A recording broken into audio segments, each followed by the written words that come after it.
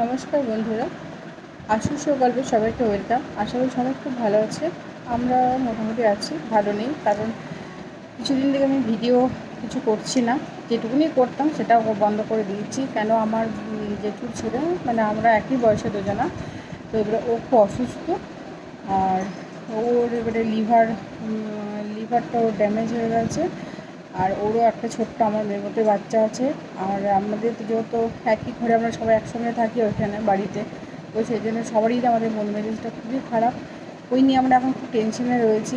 আগে আমার মার তো এই অবস্থা, মায়ের খুব শরীর খারাপ, মায়ের কিডনির অবস্থাই। আর তারপরে হচ্ছে আমার এই জেঠুর ছেলে, যে আমরা ওকে আমি ভাই বলি, কিন্তু ও পুরো এই অবস্থা। মানে আমাদের ঘরের এখন পরিস্থিতি খুবই খারাপ। সামনে পুজো, মানে বাড়িতে এমন অবস্থা যে কিছু বলার নেই। এখন খুবই পরিস্থিতি খারাপ এখন আমাদের।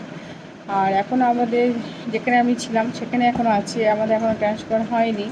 আর মালপত্র এমনিভাবেই পড়ে রয়েছে যেভাবে ছিল। সেই জন্য আমি এখন বাড়িও যেতে পারছি না। এবার হঠাৎ যদি কোনো দিন বলে যে তোমাদের এখনই যেতে হবে, সেই জন্য আমরা সেই ইয়েতে যেতেও পারছি না, যে বাড়িতে যাব, দেখে আসবো ওকে, সেটাও পারছি না। এবারে দেখা যাক কী করি। এবারে কবে আমরা এখান থেকে ট্রান্সফার হওয়ার পরই যেখানেই যাব, সেখান থেকেই যাওয়ার পরই আমরা বাড়ি যাব। কারণ ওখানে আমার ওকে তো দেখতে যেতেই হবে, আমার মাকেও দেখতে যেতে হবে, সবাইকে দেখতে যাবো। নাহলে আমি ভেবেছিলাম এবারে যাব, পুজোর সময় যাবো ভেবেছিলাম, কিন্তু হলো না যাওয়া। আর এই সময়, আর তারপরে এই পরিস্থিতিতে এখন তো আরোই আমার যাওয়া দরকার এখন, কিন্তু এখন যেতে পারছি না। যাব, কিছুদিনের মধ্যে আমি যাব। একটু আমি যেখানে যাব সেখানে গিয়ে একটু গিয়ে জিনিস রেখেই আমি একটু গুছিয়ে আমি চলে যাব।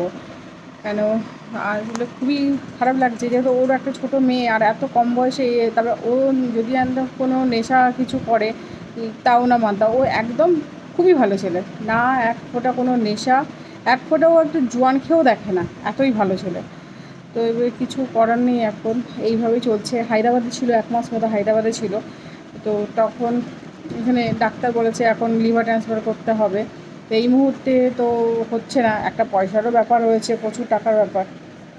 সব কিছু নিয়ে এখন আমরা খুব টেনশানেই আছি। আর এখন ওই জন্য ব্লগ টক আর কিছু করতেও পারছি না, সবসময় একটা টেনশান থাকছে, কী হবে এত। আর এই কিছু ও 2 দিন অন্তর অন্তরে হসপিটালে ভর্তি হচ্ছে, এই হচ্ছে ব্যাপার, আর কিছুই না। আশা করছি এবার থেকে ভিডিওগুলো একটু কন্টিনিউ করব। আর সেইভাবে কিছু করছি না, সেই জন্য করাও হচ্ছে না। তো এখন আপাতত একটু ঠিক আছে, স্টেবল আছে হালকা।